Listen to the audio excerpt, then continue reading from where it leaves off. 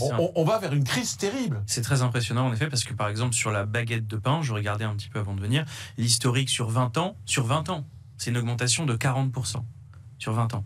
Donc là on parle en quelques semaines d'une augmentation qui est comparable sur une denrée de base. Ce que je comprends, c'est que l'énergie représente 11% du prix d'une baguette de pain et que les biens alimentaires, 18%. Donc, et après, il y a une partie évidemment de masse salariale. Mais du coup, ça veut dire qu'en effet, ces postes-là sont très lourdement impactés au point que ça peut entraîner une augmentation et c'est pour ça qu'il y a une manif dimanche et vous pensez que ça va changer les choses? Je pense de toute manière qu'en effet... C'est une manif contre la vie chère, hein, c'est bien ça. Hein, c'est une manif, si je ne m'abuse. Exactement, c'est une manif contre la vie chère, parce que vous savez, en fait, là, il y a deux manières de traiter la question de la vie chère. Il y a d'essayer de limiter la hausse des prix, ce qui peut être fait par différents systèmes, et puis l'augmentation des salaires. Donc c'est une manif pour l'augmentation des salaires ou contre la vie chère, je ne comprends pas. Ah bah c'est pareil. Ah bah parce non, que pas pareil. Si vous augmentez les salaires, la vie est moins chère.